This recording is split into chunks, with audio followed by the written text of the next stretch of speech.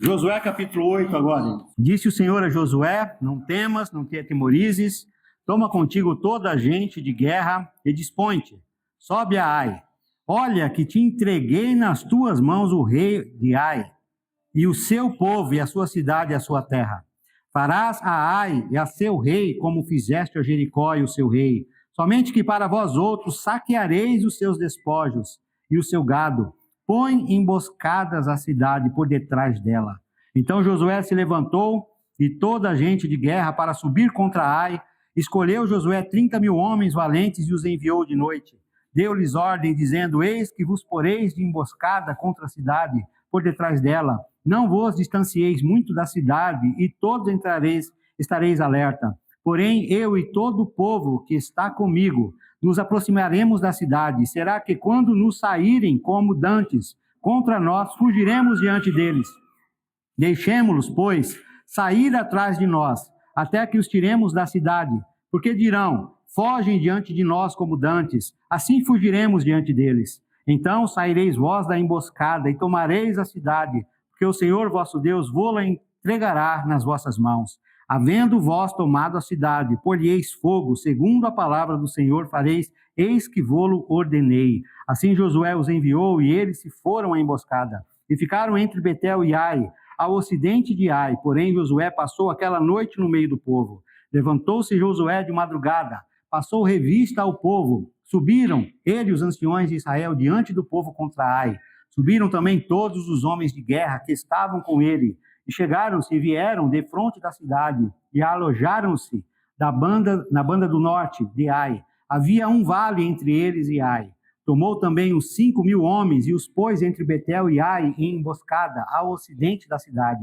Assim foi posto o povo, todo o acampamento ao norte da cidade, e a emboscada ao ocidente dela. E foi Josué aquela noite até o meio do vale. E sucedeu que, vendo o rei de Ai, ele e os homens da cidade apressaram-se, e levantando-se de madrugada, saíram ao encontro a Israel à batalha, defronte das campinas, porque ele não sabia achar-se contra ele uma emboscada atrás da cidade. Josué, pois, e todo Israel se houveram como feridos diante deles e fugiram pelo caminho do deserto, pelo que todo o povo que estava na cidade foi convocado para os perseguir, e perseguiram a Josué e foram afastados da cidade.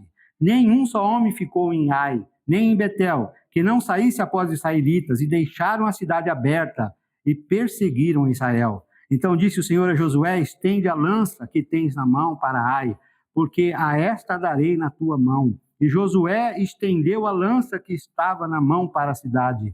Então a emboscada se levantou apressadamente do seu lugar, e ao estender ele a mão, vieram à cidade e a tomaram, e apressaram-se, e nela puseram fogo. Virando-se os homens de Ai para trás, olharam, e eis que o fumo da cidade subia ao céu. E não puderam fugir nem para um lado nem para o outro, porque o povo que fugia para o deserto se tornou contra os que perseguiam.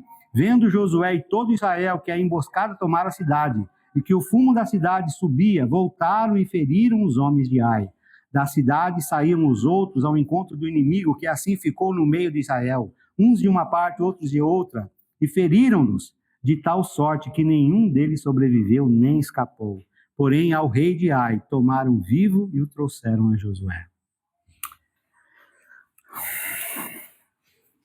Agora reverte totalmente a situação. No capítulo 7, o povo de Deus foi humilhado, o povo de Deus viu o inimigo vencê-lo, teve feridos e, principalmente, a honra. Somos povo de Deus e o inimigo nos venceu. Que tragédia! Que coisa feia!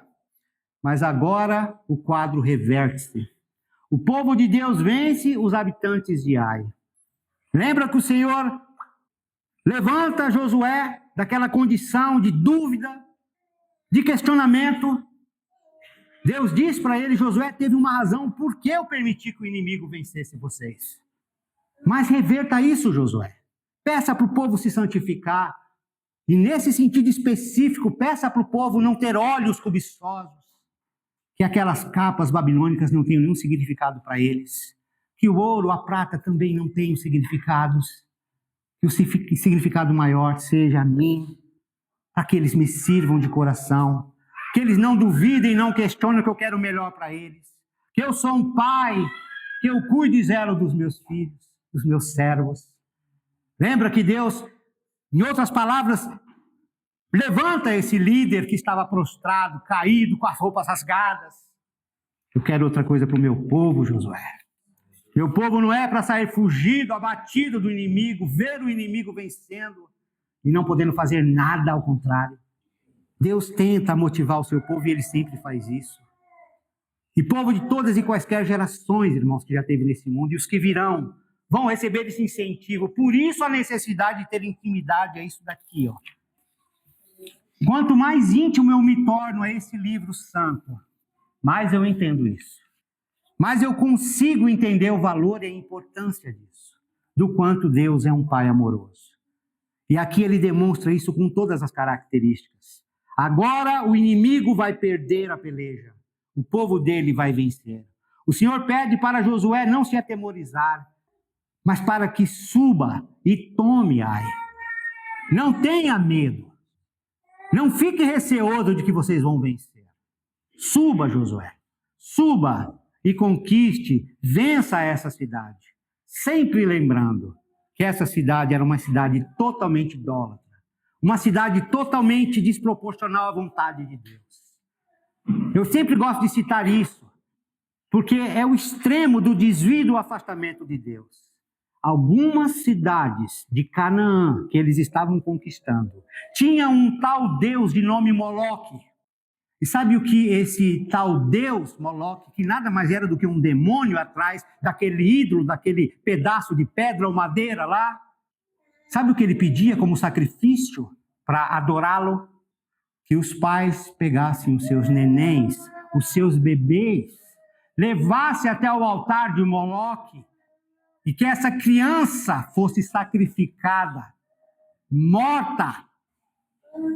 Se você acha muito duro essa ideia de o povo de Israel entrar em Canaã e conquistar as cidades, e muitos dessas pessoas na peleja, na guerra, eram mortas.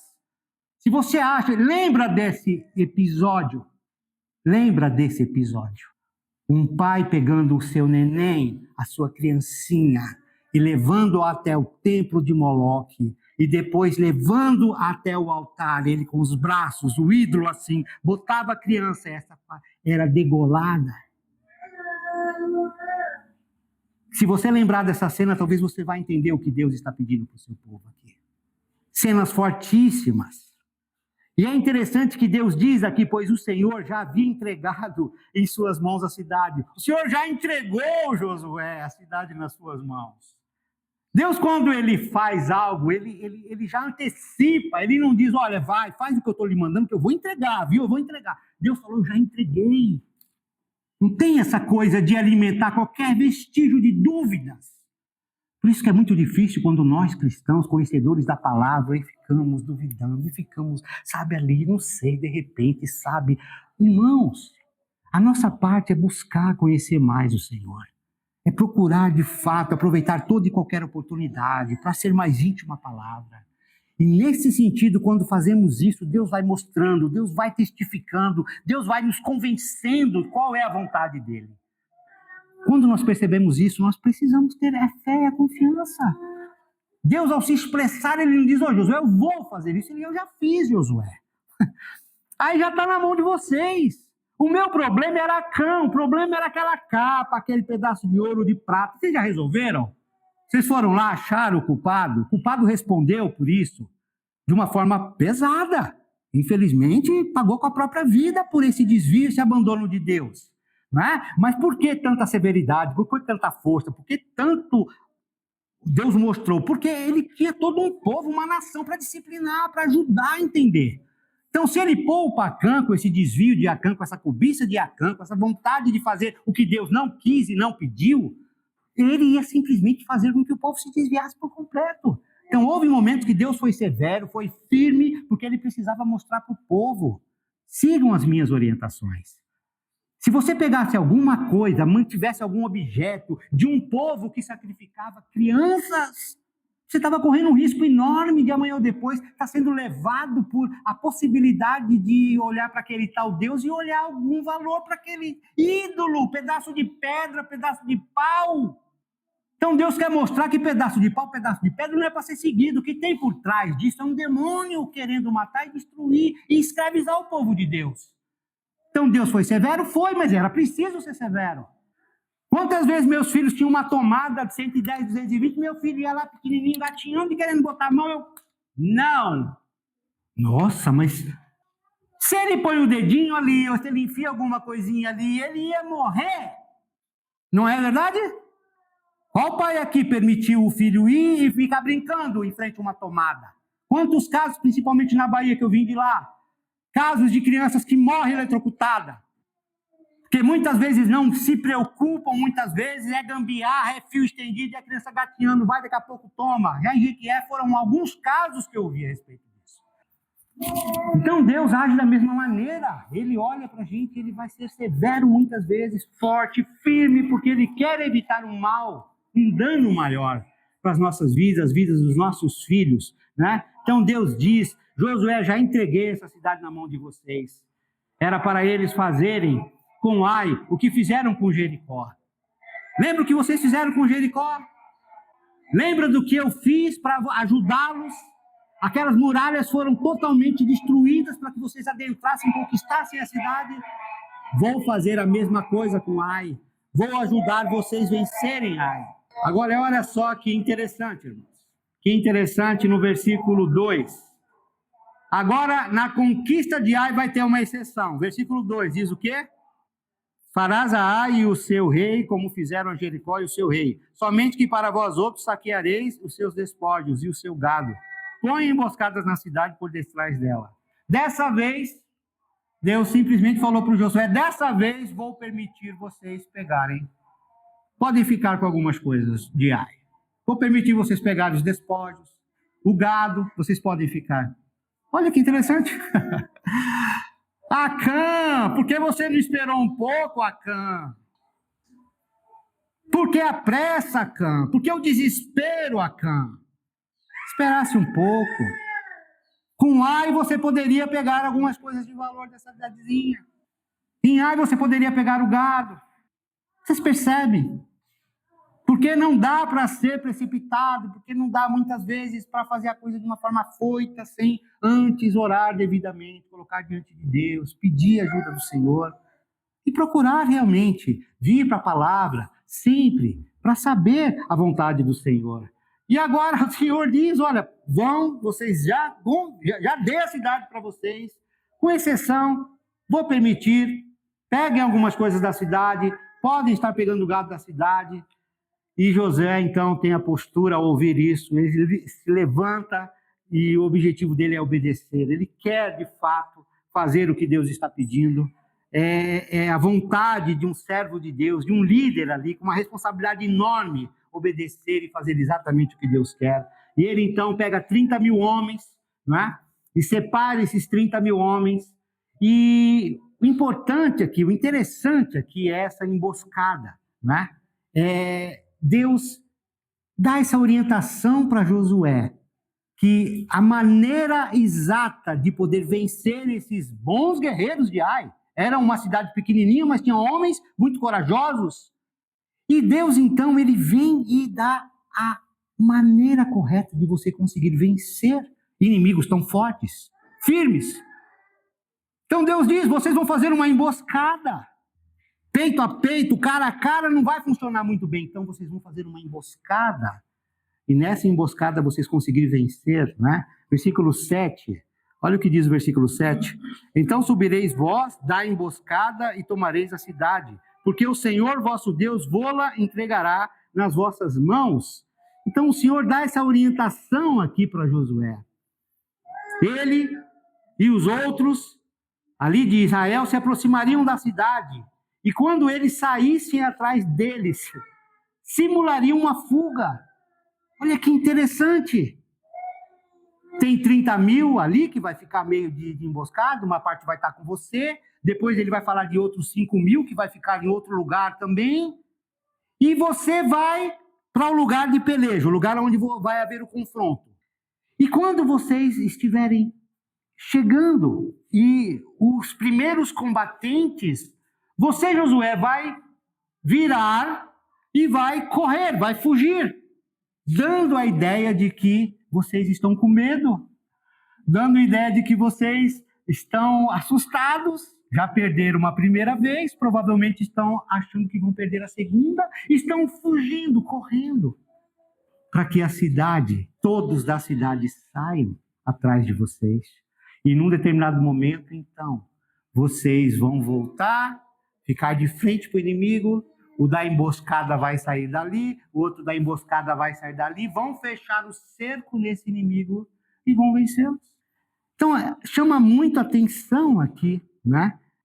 A orientação de Deus para que eles simulassem uma fuga, para que eles mostrassem ali de início que estariam com medo, para que justamente todo o inimigo viesse atrás deles, dando condição para que os que estivessem na emboscada pudessem sair e vencer com certa facilidade, adentrando a cidade, colocando fogo na cidade e tudo mais.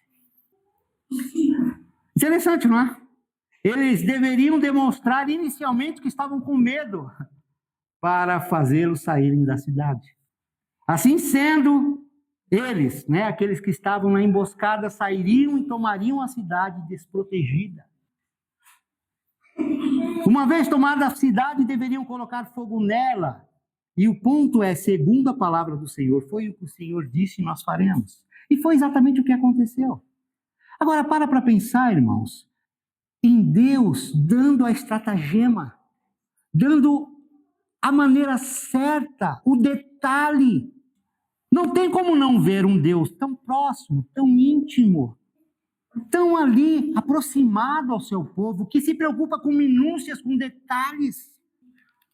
Como eu ter na minha mente um Deus muito sério, muito apático, muito distante, que me deu uma lei e tipo, se vira agora, o mandamento está aí, se você seguir, tudo bem, se você não seguir. Olha só a preocupação de Deus.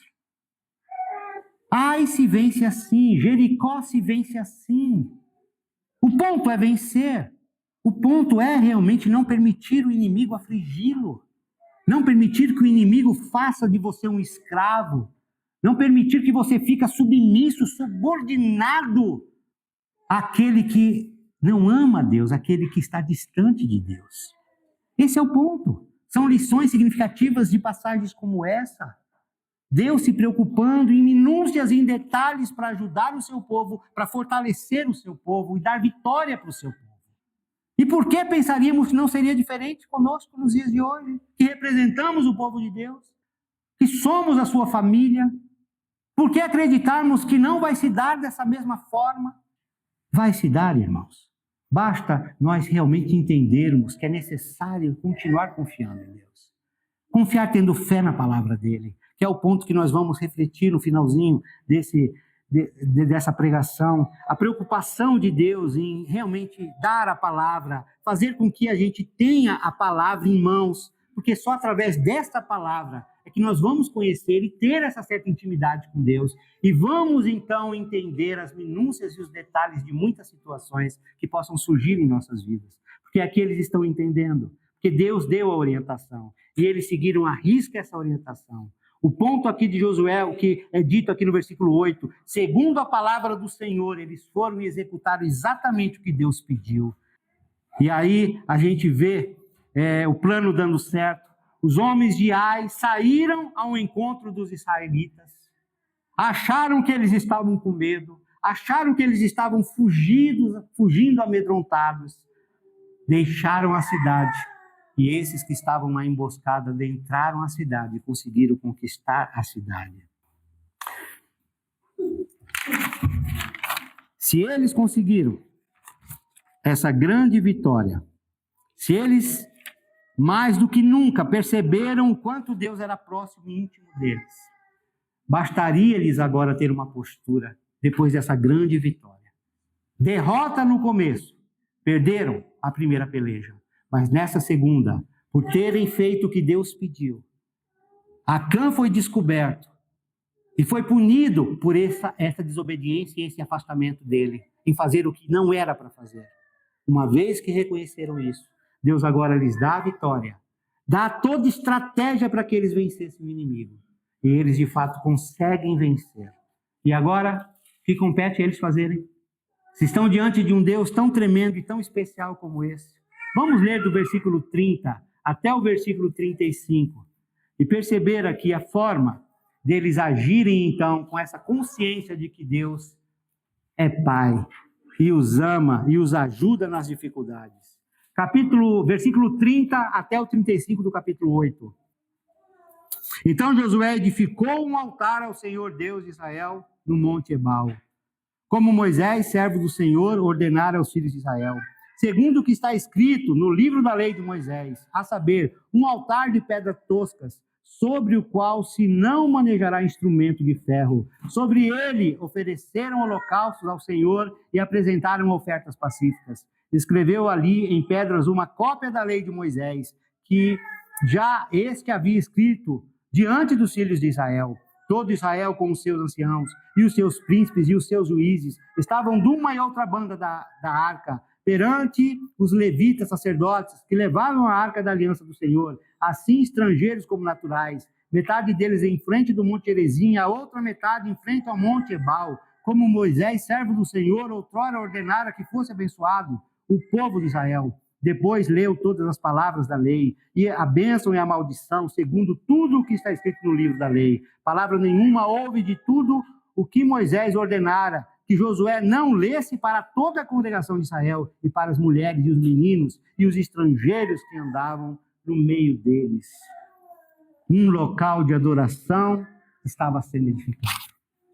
Se Deus é Pai, se Deus nos ajudou na peleja contra o inimigo, fez com que nós vencêssemos essa peleja, deu o detalhe, deu as minúcias de como venceríamos.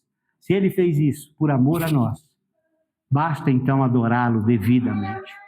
Então preocupou-se aqui em fazer um altar, um local para poder adorar, né, esse Deus tão maravilhoso ali. Uma preocupação interessante quando eles estão montando esse altar, né, em fazer isso segundo o que o Senhor determinara. Essa é a prova do amor maior que nós temos para com Deus. Eu vou fazer exatamente como o Senhor ordenara. Eu vou estar preocupado em seguir minúcias. Deus deu minúcias. Deus fez detalhadamente as coisas na peleja contra o inimigo para que eu vencesse, para que eles vencessem, para que você vencesse. Não é o caso aqui? Vai pegar 30 mil, depois 5 mil, você vai colocar de emboscada, eles vão achar que você está com medo, certo? Vocês vão, ameaçam que está com medo, finge que está correndo, eles vão sair tudo correndo atrás de vocês e vocês vão entrar na cidade e vão vencer. Deus se preocupou em minúcias. Não deveria eu e você também se preocupar em minúcias? Vou fazer exatamente o que Deus pede, como está escrito em tal livro, tal capítulo, tal versículo e pronto. Ponto, não tem acordo. É isso que a gente faz no dia a dia. Porque se não for, irmãos, porque Deus não pede menos. Se eu faço, se Deus faz tudo o que precisa ser feito, e se tiver que ser detalhado, minuciosamente Ele o faz, porque eu não faço isso, porque você não faz. Tudo eles estavam fazendo exatamente como o Senhor pediu. A experiência de Ai foi uma experiência muito forte. Como Deus quer que a gente faça esse altar? Assim, assim, assim. Vamos fazer, exatamente como Ele pede. Tudo isso estava sendo feito, exatamente como o Senhor ordenara a Moisés, segundo estava escrito no livro da lei. Eles entenderam a necessidade de ter em mãos a palavra escrita. Olha como é tão importante a palavra do nosso Senhor escrita em nossas mãos, para que a gente entenda. Porque uma cópia foi pedido dela. Tinha uma cópia, era pouco, era muita gente para poder ter acesso, para poder entender, para saber compreender com a vontade de Deus. Então o Senhor diz, faça outra cópia. Pega os escribas, pega e faça outra cópia. Porque eu quero que o povo tenha acesso a essa palavra. Eu quero que ninguém diga, eu não sei porque eu não sabia onde estava, eu não li, eu não tinha a palavra, não. Dê condições para que eles tenham a palavra na mão, porque é muito importante saber qual é a vontade de Deus. Então aqui está sendo exigido que uma nova cópia fosse escrita. Quanto mais os mandamentos estivessem circulando entre o povo, melhor seria para eles saber a vontade de Deus. Essa é a verdade pura. Quanto mais eu posso ter em mãos a palavra, refletir, meditar, tirar um tempo proveitoso para isso, mais enriquecedor vai ser para a minha vida, irmãos. E a prova está aqui. Um altar está sendo erigido para que eles pudessem adorar a Deus. E imediatamente o pedido é: faça outra cópia. Que o povo tenha acesso às Escrituras, à palavra, para que compreendam, para que saibam qual é a vontade de Deus. Estavam sujeitos perfeitamente às ordens de Deus nesse momento. Olha só como fez toda a diferença o que aconteceu em Ai. Eles estão se sujeitando inteiramente. Uma outra coisa que me chama a atenção é quanto à liderança. Se existe liderança, se esses líderes estão à frente do povo, ai, irmãos, que bênção. Lugar sem liderança vira uma bagunça.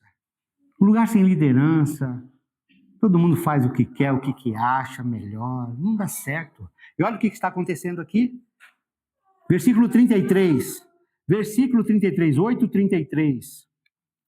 Todo Israel com os seus anciãos, os seus príncipes e os seus juízes estavam de uma e de outra banda da arca, perante os levitas sacerdotes que levavam a arca do Senhor. Olha só, sacerdotes, levitas de um lado, juízes, príncipes, anciãos do outro lado, ou seja, esses homens lideravam, estavam à frente, e faz toda a diferença quando existe liderança. Outra prova aqui do quanto eles estavam desejosos em fazer exatamente o que o Senhor pedia, exatamente o que o Senhor queria da vida deles. E isso tem que fazer toda a diferença para a gente. Liderança é crucial em todos e quaisquer ambientes. Não é só no trabalho secular, que muitas vezes a gente reclama porque não tem um gerente capaz, não é alguém que realmente faça direito esse papel de liderança. A igreja exige liderança, a casa exige liderança. E nesse momento crucial, os líderes se apresentam, porque eles querem acertar, eles querem fazer melhor, eles não querem mais confrontar uma Ai e perder a peleja, ver seus homens morrendo. E Deus está testificando para ele: quer vencer sempre, tenha a mim do seu lado. E para isso, sigam as minhas orientações, façam o que eu peça para vocês. Tudo isso estava sendo feito exatamente como outrora se havia determinado pelo Senhor. Deus pediu e agora eles estão executando com fidelidade. A lei foi sendo lida perante o povo. Uma vez que agora tinha outra cópia escrita, começou-se a ler essa lei. Bênçãos e maldições foram proferidas ali. Não só bênçãos, irmãos. Quando você lê a palavra do Senhor, quando você está diante daquilo que é o mandamento do Senhor, você precisa entender que não tem só bênçãos ali. Vai ter maldições também. Bênçãos quando os homens estão dispostos a servir e obedecer a Deus. Mas quando é o contrário, irmãos. Quando, infelizmente, o homem quer desobedecer a Deus, quer se rebelar contra Deus, entenda, não é bênção que vai recair sobre a sua vida. Ao ler as Escrituras, ao ler a lei, bênçãos e maldições foram postas. E o homem escolhe: o que eu quero para a minha vida? Bênção ou eu quero maldição? Tudo foi feito segundo o que estava escrito na lei do Senhor. Tudo que estava relacionado com a vontade de Deus para com seu povo foi lido naquele dia. A palavra de Deus tem um papel crucial no meu relacionamento com meu Deus. É por isso que a palavra está sendo lida aqui praticamente o dia. Por isso que uma outra cópia foi necessário fazer para que um povo maior pudesse ser alcançado nessa leitura da palavra. Porque outras cidades como Ai existiriam para ser conquistadas. E o povo precisava saber que essa conquista, essa vitória, seria única e exclusivamente por Deus, mas é condicional. Se eu obedeço, Deus intervém, auxilia, ajuda e dá vitória. Ah, mas é muito difícil. Não tem problema. Eu dou os detalhes, eu dou as minúcias, coloco você na hora certa, no momento certo, na condição certa, e você vence. Agora, se não houver a palavra e a obediência ao que Deus pede, nós escolhemos bênção ou maldição em nossas vidas. Esse povo, nesse momento, nessa situação, escolheram bênçãos. E tiveram. O inimigo não prevaleceu. O inimigo teve que perder, teve que ir embora, teve que se afastar, sem falar os que foram destruídos. E se você acha muito radical o que está acontecendo aqui no Antigo Testamento, lembre de Moloque, o deus pagão, que crianças eram sacrificadas no seu altar. Deus não está sendo radical. Deus está sendo justo em tirar uma terra que manava leite e mel de um povo pagão, incrédulo, totalmente longe de Deus, e dando para o seu povo usufruir essas bênçãos. É isso que Deus quer para cada um de nós também nos dias de hoje. Vamos ter essa confiança, essa certeza sempre. Obrigado pela oportunidade, irmãos.